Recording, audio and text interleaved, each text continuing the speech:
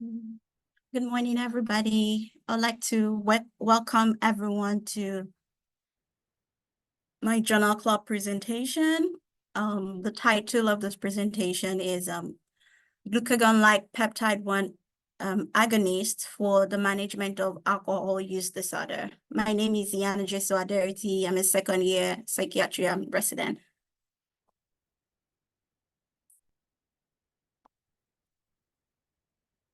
The title of the article that I'll be reviewing today is semaglutide and tirzepatide reduce alcohol consumption in obese patients. This journal was published November of 2023. And I'll start by discussing alcohol use disorder, the pharmacology, the pathophysiology of alcohol use disorder, current existing FDA-approved pharmacological therapies. I'll also talk about studies and what research has said regarding GLP-1 agonist in alcohol use disorder, and then finally we'll discuss the article. So alcohol use disorder has been defined differently by different sources. However, for today, I'll be defining alcohol use disorder as a chronic brain disease that is characterized by continuous alcohol use despite adverse consequences. So it's when people have uncontrolled drinking and they are preoccupied with alcohol. Alcohol use disorder is set to sometimes because it's chronic, and so people have this relapsing and remitting pattern with it. I also like to define what drinking levels. This is usually defined based on gender because due to low blood volume in women are said to typically have higher concentration of alcohol in their system. And so moderate drinking is defined as women having up to 1 drink per day, whereas for men, that's 2 drinks per day. And then we have binge drinking, which is when amount of alcohol intake that is enough to raise blood alcohol level to at least 0.08%, or when somebody drinks 4 to 5 drinks in more than 2 hours. And heavy drinking is defined as women drinking, or people who are genetically female drinking having 4 drinks per day, or males having 5 drinks per day, or when women have up to 8 drinks in a week, and for males 15 drinks in a week. So standard drink is usually described as a 12-ounce beer, which has 5% alcohol. So one of that would be 1 drink, or 5 ounces of wine, which has 12% of alcohol, or 1.5 ounce of hard liquor. I'm also just going to talk briefly about statistics for alcohol use disorder. These statistics was gotten from 2022. These were like the most recent that I got. It says that there are about 29.5 million people from ages 12 and older that were diagnosed with alcohol use disorder in the United States, and a substantial amount of those people were actually adolescents between the ages of 12 to 17. Also, there is a lot of economic burden for alcohol use. It says, like, this is data from 2010, though. It says that like there's a lot of money lost to loss of productivity, car crashes, early mortality, and there's also data saying that alcohol use disorder is the 7th leading risk factor for premature death and disability in the United States. So next, we'll talk about the pathophysiology of alcohol use disorder. So alcohol use disorder, like other substance of abuse, is believed to be linked with the reward and behavior pathway in the brain, which is the mesolimbic dopamine system. And what is believed to happen is that alcohol does not actually bind to dopamine receptors, but it's believed that alcohol interacts with other neurotransmitters in the brain, like the glutamate neurotransmitter, GABA, and also some endogenous opioid system like endorphins. And all this mediates the release of dopamine. And dopamine is usually released from the ventral tegmental area. And from there, it goes to the nucleus accumbens and the prefrontal cortex. Now, the nucleus accumbens usually acts as a neural interface between motivation and activation. And so it has a role in pleasure, in reward, and in addiction. And the prefrontal cortex, when there's like dysregulation of the prefrontal cortex, people typically become disinhibited, which leads to some of the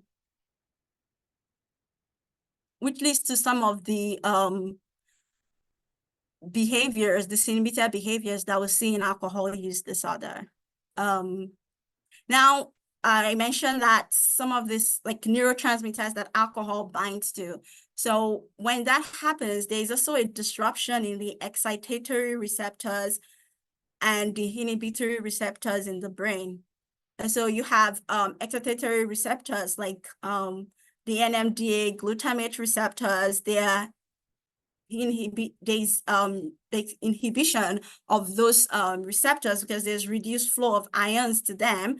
And then you have the GABA receptors that there's increased flow to them, leading to increased GABAergic effects in the brain. And so with this, we see some of the effects that we have with alcohol use.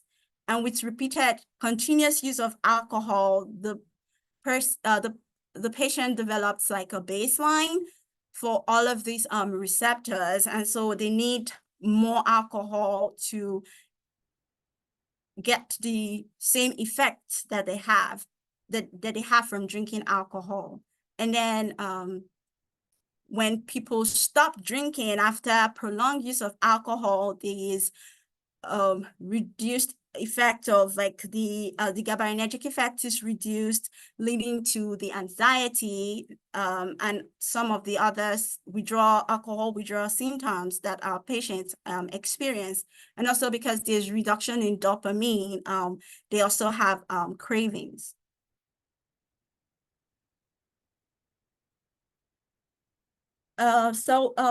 Next, we'll talk about the pharmacological management of alcohol use disorder. So based on the pathophysiology, alcohol use disorder essentially targets, the medications either targets correcting the imbalance between excitatory and inhibitory pathways, or some of them target the reward pathway by targeting dopamine signaling that leads to the drinking experience.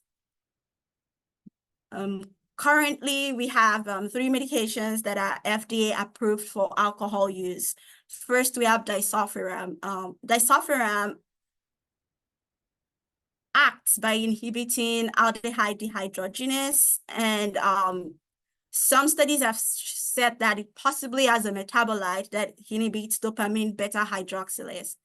So aldehyde dehydrogenase essentially breaks down acetaldehyde, and acetaldehyde is a toxic metabolite of ethanol. And so when acetaldehyde is not broken down because of disulfiram, it leads to vomiting. DBT, which is that's dopamine beta hydroxylase, causes withdrawal symptoms. And so if a metabolite of disulfiram inhibits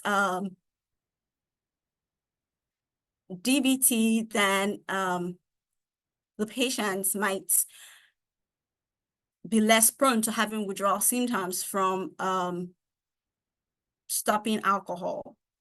The disulfiram, essentially, the issue with it is adherence, because of the feeling of being sick and vomiting that people get when they drink alcohol with it.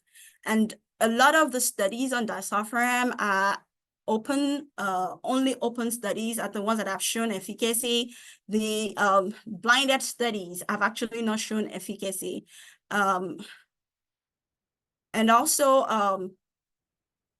and so with disulfiram, it seems that it's usually more useful in maintaining sobriety than in achieving sobriety because of the side effects that people get from it while drinking. Another medication that is FDA approved is acamprosate. The mechanism of action of acamprosate is unclear. What we do know is that acamprosate is very similar in structure to endogenous amines that act as neurotransmitters in the brain. Before, it was believed that acamprosate act on its effect on GABA receptors, but now recent studies show that its effects is actually more on glutaminergic receptors. So it seems like how acamprosate works is to restore the balance between excitatory and inhibitory neurons in the brain. The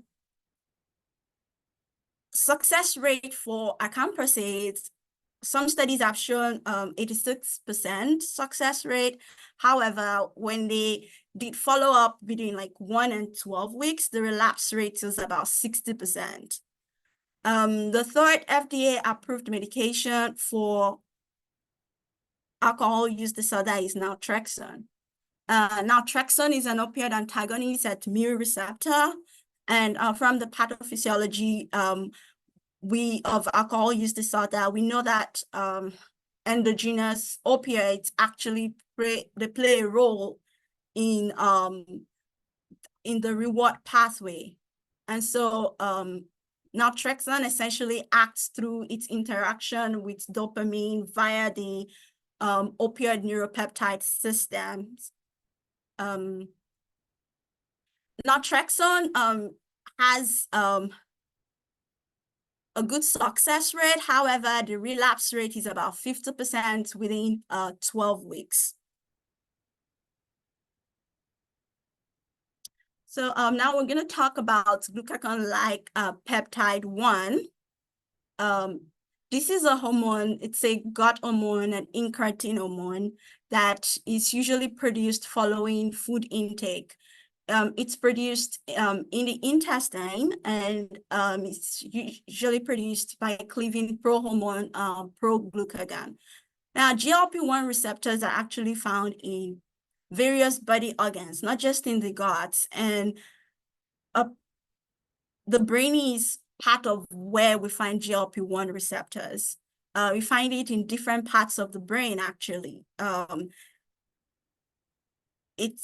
Studies shown that you can find GLP-1 receptors in the circumventricular organs, in the amygdala, in the hypothalamic nucleus, and also in the nucleus tractus solitari, the VTA, that's the ventral tegmentum area, as well as the nucleus accumbens. And the function of this hormone is it reduces appetite, it potentiates insulin secretion, it inhibits glucagon secretion, and slows gastric emptying. And so because of the expression of these receptors in the brain, especially in the areas that are involved in reward and addiction, because of this, a lot of studies actually ongoing to see how this medication affects, can be potentially be used in addiction management. Examples of this, of GLP-1 agonist, things like drugs like semaglutide, which is Ozempic, exenatide, which is Budurian, and we have tirzepatide, which is Mounjaro. Tirzepatide is not only a GLP-1 agonist, how it's also is a dual agonist because it also acts on glucose-dependent insulinotropic polypeptide. I'll just talk briefly about that. That's GIP. GIP essentially works to enhance the effect of the GLP-1 hormone. It's help enhances its effect on insulin resistance and also its effect on glucagon secretion. GIP, while it's also expressed in the brain, the mechanism of action for alcohol use disorder is really not fully understood.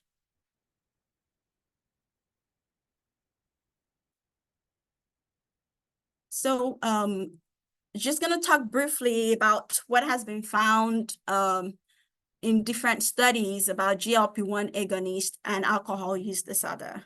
So first is the GLP-1, the endogenous hormone produced, has a very short half-life, about 1 to 2 minutes.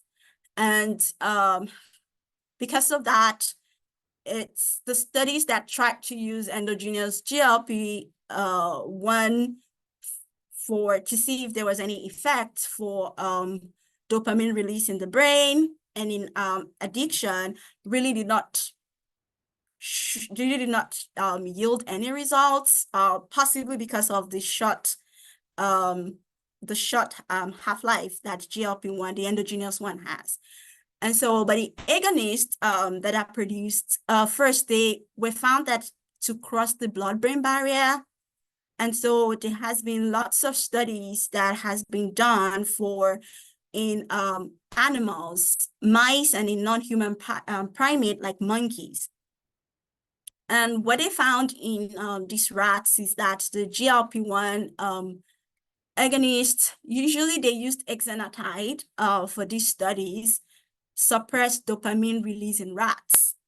And when they actually gave this rat GLP-1 receptor antagonist, the rats drank more.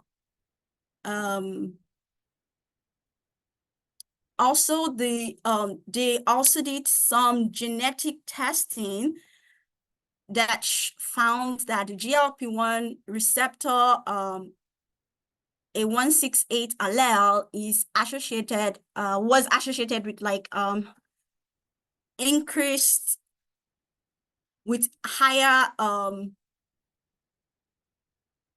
like oxygen dependence in the brain, and it was associated with, they had like they had increased expression of GLP-1 receptor allele in people who had alcohol use disorder, and also in some of these rats after they were given alcohol for a while. Now, these animal studies, there was a flaw in them in that none of the animals that were tested were actually truly dependent on alcohol. These were just animals that were given alcohol for a while, and then they did this test. They did like functional MRI and saw that after giving them GLP-1 agonist, there was reduced dopamine release. They also found attenuation in the VTA and the nucleus accumbens after when they did functional MRI, and also found that the rats were drinking less. So these were not animals that were dependent on alcohol. However, a lot of humans with alcohol use disorder, people who are dependent on alcohol. Now, there has not been so many human studies. I think there's only been 2 published human studies. One used exenatide. Now, the study that did exenatide, they only found reduction in alcohol use with people that had BMI greater than 30. However, with people that had BMI less than 25, they actually saw reduction in alcohol use with people in the placebo group. Another thing that the study that used exenatide saw, they had functional MRI done, and it actually showed attenuations in the alcohol cue reactivity in the ventral striatum and in the septal area.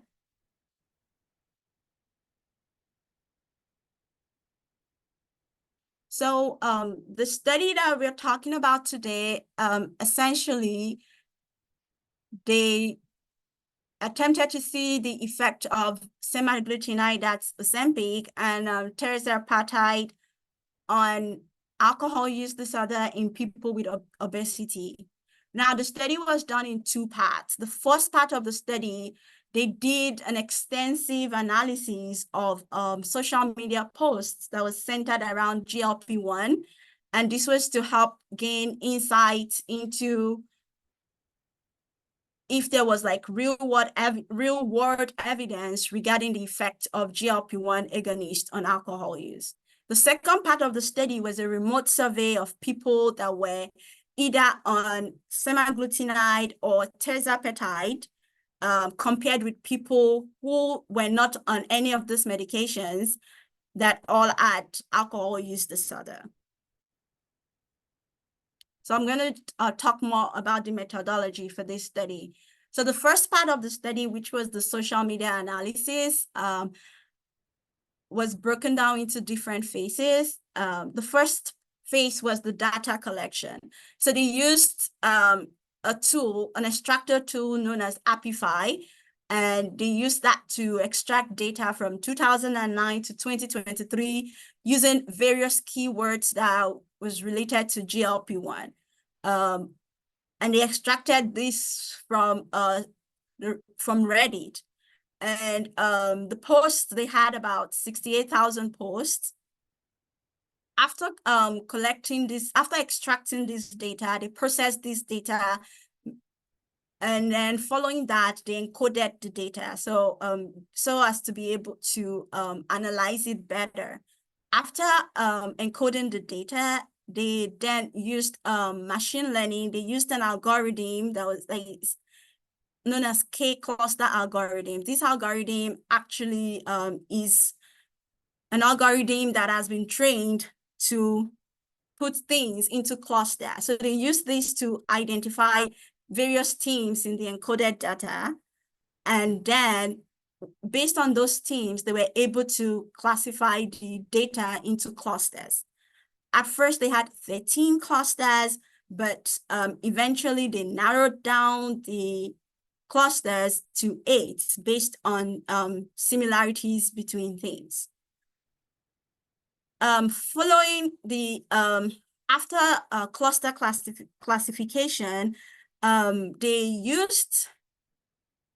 also trained another software to help them with visualizing the clusters so that they could reveal structures within the cluster. We're going to talk more about what the clusters are when I talk about the results. And then within each cluster, they then did enrichment study to identify alcohol-related posts and attitudes towards alcohol. And from these, they were able to generate a word tree. And then finally, they did a correlation analysis so that they could attempt to provide a direct relationship based on the clusters and the word tree that was generated. So I'm going to talk more about the clusters and the word tree and their findings from this when I talk about the results. the second study, which is the remote study, for these, they recruited people from social media across the US. The inclusion criteria, one, the person must currently drink alcohol to age that was greater than 21 years old. Three, a BMI greater than or equal to 30. And then the fourth inclusion criteria, they must either report taking a current dose of Ozempic, that's semaglutide, and tirzepatide for 30 days, or they did not report taking any of this medication for the control group for either diabetes or weight loss. And so in order to see people who met this criteria, the people that were recruited completed a one-time web-based study survey. Now, after selecting people that met this criteria, they first administered demographic questionnaire to them just to be sure that to calculate, they met age criteria, weight and height to calculate their BMI. And then they used 3 different questionnaires to assess their alcohol consumption. The first questionnaire was the timeline follow back questionnaire. This was used to assess the past 30 days of drinking pattern for all participants. Next, they used the alcohol use disorder identification test, that's the audit, to also assess alcohol consumption. And then they did a subjective open-ended question about drinks per episode. Now, for the alcohol use disorder identification test and the subjective open-ended question, they used the validated form for the control group, whereas for the group that were on medication, they used an adapted form because they adapted it for before and after starting medication for the group that was on medication. And then the third thing that they assessed for was they assessed for emotions and feelings post-alcohol consumption. And for these, they used the biphasic alcohol effect scale. So this is just a picture of the alcohol use identification test. It's a validated scale that is used to measure people's alcohol consumption. It's a 10-item scale, and the scoring is 0.7 indicates low risk, 8 to 15 indicates increasing risk, 16 to 19, that's higher risk, and then you have 20 or more indicates possible dependence. The next scale that they used was the timeline follow back test, and this is a test that essentially is supposed to be used to determine people's drinking pattern. And so when there is a self-administered one, for this study, it was administered for the past 30 days prior to them being recruited into the study. And so essentially, you give the patient a calendar and then you ask them, January 1st of this year, how much did you drink? And this was evaluated for the past 30 days prior to being recruited to the study for these participants. And so now we'll talk about the results of the study. First, we're going to talk about the social media analysis. So I'm sorry that this is really small. I will talk about what is in it. So like I said, after processing the data and coding it and dividing or classifying the encoded data into clusters, there were 8 clusters formed.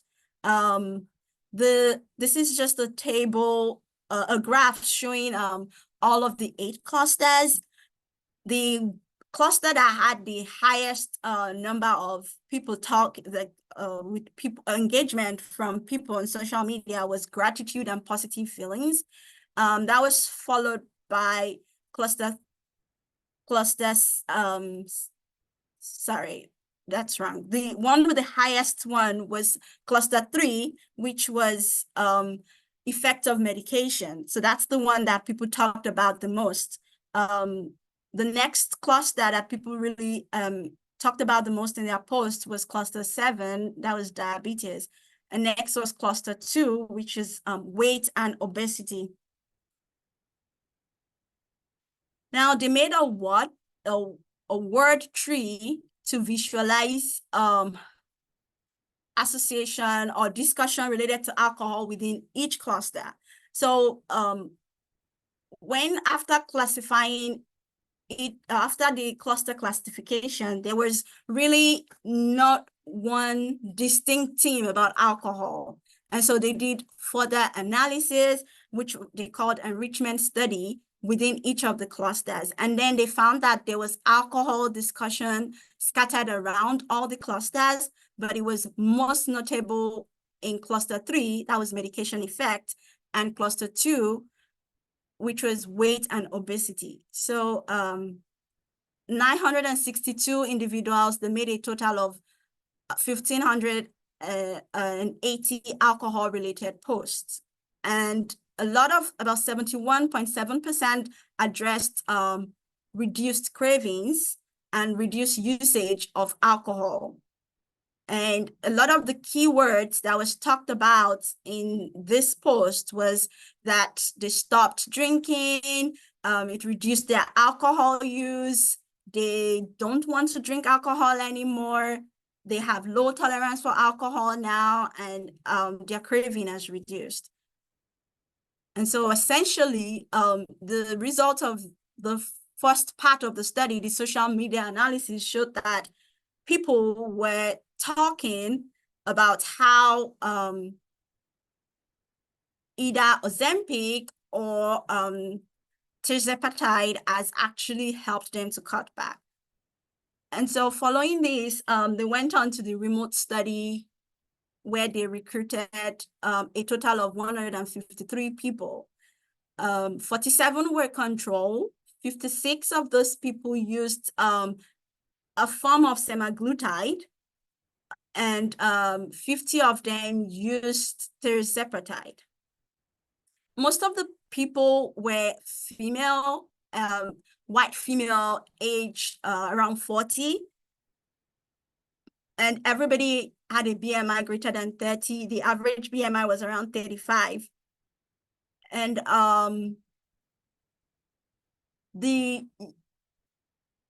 there was different dose. There was a dose range. Like, for example, for tirzepatide, the dose range was 0.5 to 15 milligram, but the median dose was around 7.5 milligram for tirzepatide. So there was a dose range for the people recruited into the study.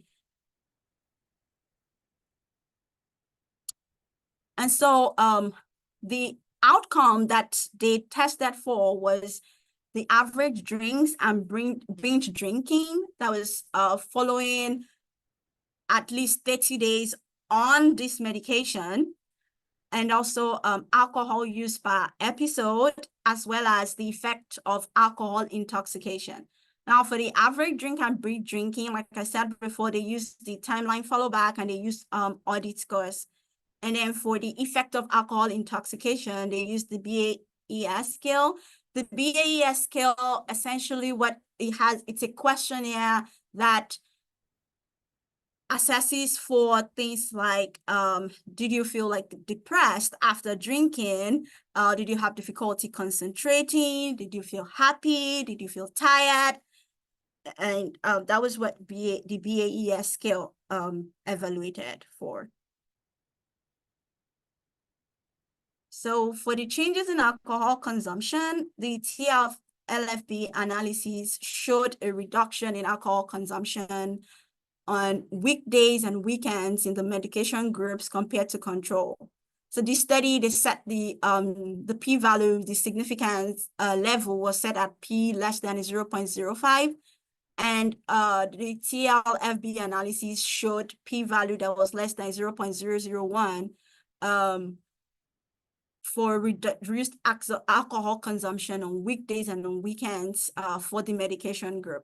They found that people in the medication group actually binged more on the weekends, but overall, it was still significantly reduced in the medication group. The audit score also showed the same thing. The number of drinks per episode was also lower in the medication group, both medication, compared to control. There was no dose-dependent change in the average drinks per the audit score. Although when they plotted a graph, they saw a visual downtrend in the tirzepatide group. However, it was not a clinically significant reduction. Finally, there was also a suggestion from their study that GLP-1 agonists reduced the sedative and stimulant effects of alcohol because there was a reduction in the BAES score from the study. So I'm going to discuss some of the limitations of this study. This study has many limitations that makes it difficult to generalize it to the general population. So first is selection bias. So first, the people in the study, they were not randomized, and we can see that from the demographics. Most of the people that were in the study were females, they were white, and they were around the age of 40. This makes it difficult to generalize it to the majority of the population. Also, this study was only targeted towards people with obesity. And like we said, GLP reduces gastric emptying.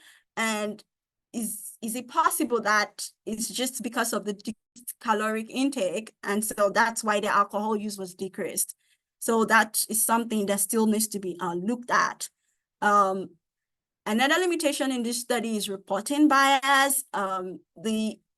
The questionnaires were self-administered.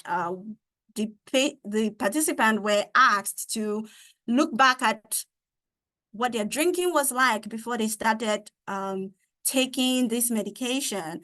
It's very possible that what they remembered was really not what really happened in reality. They might have just, for some reason, just remembered that they were drinking more, and maybe there was really no changes in their drinking at that time.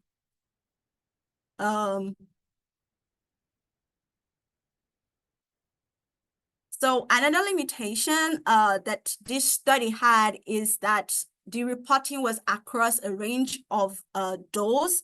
There was no specific dose that was actually targeted. And so they probably need more studies that can actually show like optimal dosing if this medication is actually one that might actually work for alcohol use disorder in other population that are not obese.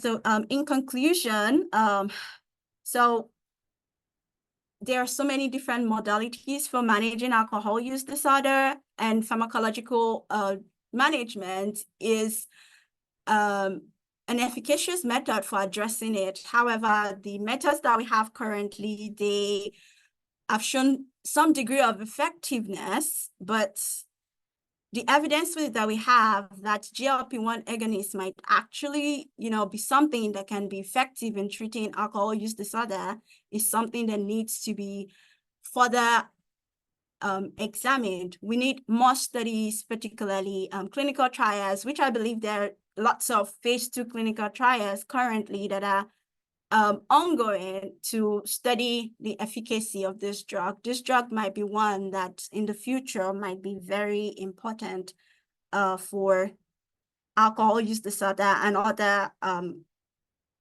substance addiction. Thank you very much for listening. If anybody has questions now. Thank you, Dr. Adereti, for a very informative presentation and an interesting article. For now, we're gonna move some of the attendees to the panelists and allow them to ask questions. We have somebody, Dr. Libman has a question. Please go ahead.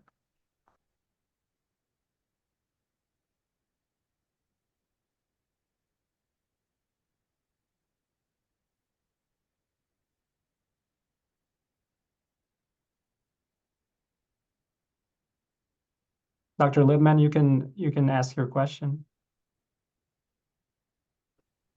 Am I muted? Is that the deal?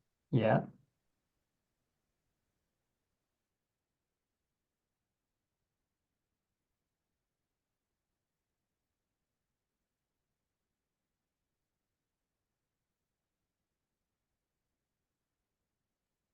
You're muted now.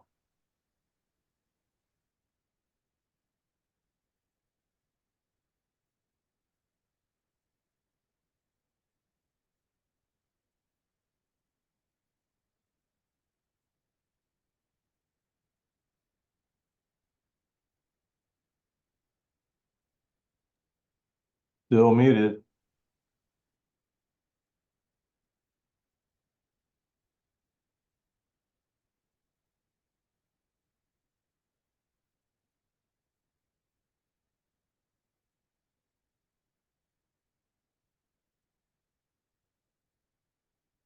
I can ask a question while Dr. Littman gets this sorted out, if that's okay. Please. Yes, go ahead. So Ajay, thank you. This was a really interesting presentation. I was curious, how do you feel like we approach the cost-benefit analysis of using GLP-1 agonists for treating alcohol use disorder? I know I read an article this week that discussed that we're almost bankrupting the US healthcare system, giving these to so many patients right now. And though I think they're really effective, it does pose a question of, who really gets access and how do we manage this? Yes, thank you so much for that question. I was actually discussing with Dr. Malik this morning, and yes, the GLP-1 agonists are very expensive. I'm not sure. I feel like I was talking with somebody today that said something that they're making some generic versions of it that is cheaper. I cannot remember who I was talking to about this week, but you're right.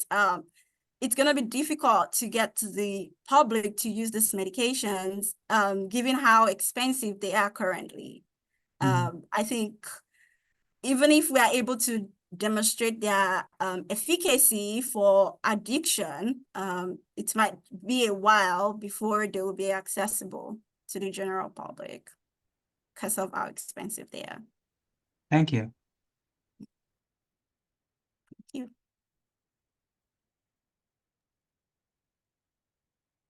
Anybody with a question, please raise your hand and you'll be allowed to ask your question. I can ask.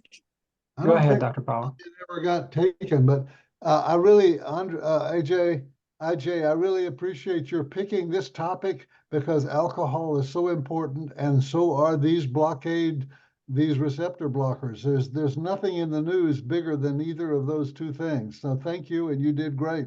Thank you. Thank you, sir. Thank you for your help, sir.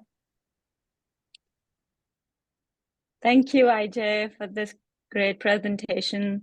My question or my point in this is, so this study they're doing only on people who are obese or have higher BMI, and alcohol use has two types of population. So either they can be really obese or they can be really, thin and have cachexia and very low BMI. So this drug has already been studied for obesity and people who are overweight, and is targeting the reward mechanism and not something like not just alcohol, but at a higher level. So this will be, if if it works, it will be only targeting a specific population. And if even if it works for the other half or in general in the reward mechanism, people who are thin, I don't know if this is going to cause further weight loss, or what the GI side effects will be, or if this can be used in like all You did for in explain general alcohol use. an outstanding topic. Yes, The drugs thank you. mentioned and the Thank you, disease Dr. Power. covered. Thank you, Dr. Power, for that comment. And I agree with you.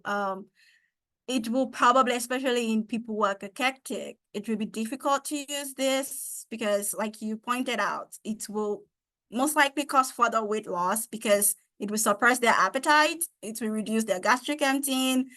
And people who are cachectic already probably have GI issues that it will probably worsen.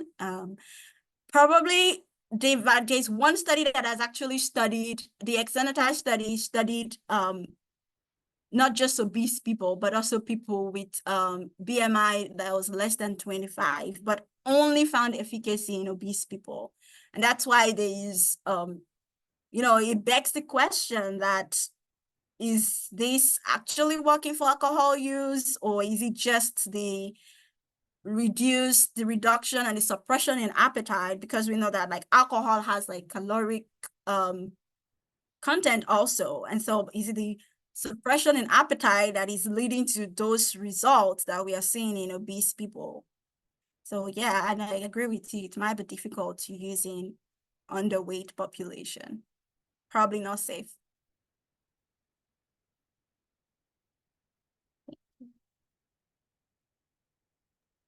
I have a question unrelated to alcohol use disorder. Dr. Malik actually, uses lots of diabetes medications, metformin, and promotes and like advocates for patients that are obese or even with insulin resistance, with no diabetes, to be put on these medications. Do you think there's going to be like formulations in the future to maybe like olanzapine or something like an antipsychotic that can cause metabolic weight gain, and a combination with some of these medicines?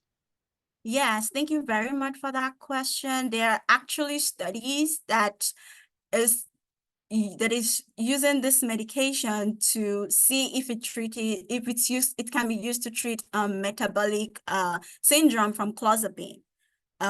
So there is some of the studies that there's just one study that I actually was able to see.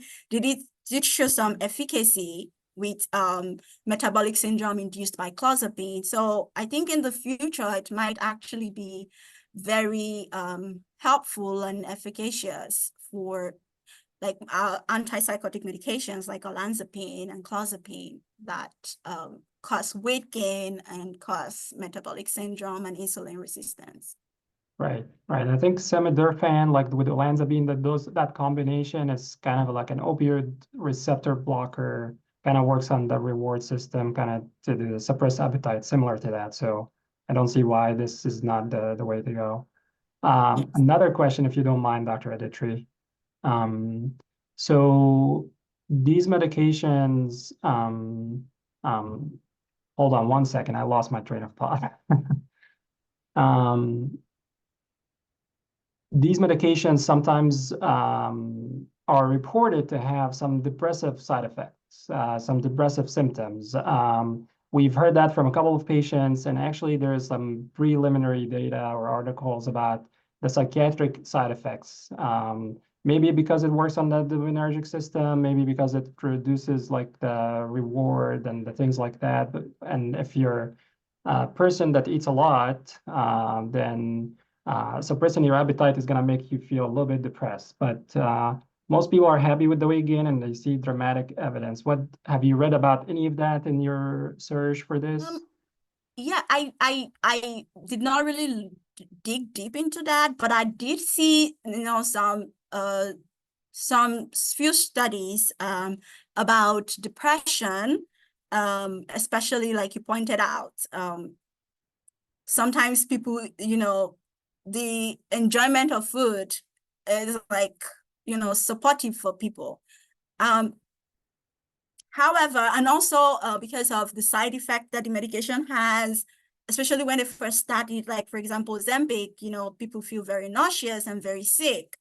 However, it seems like after they've been on it for a while, especially those people using it for weight loss, and they start seeing the weight loss, they kind of stop being depressed. Right now, it's possible that it could maybe worsen depression initially, but I cannot say for certain. Thank you for your answers. Thank you.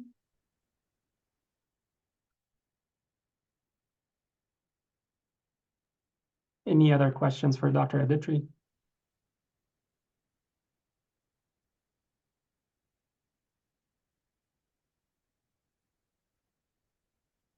Well, if there's nobody with any other questions, then thank you, Dr. Adereti, for a wonderful presentation, and thank you for everybody that attended for your time and attention. Take care. We'll see you next time. Thank you very much, everyone.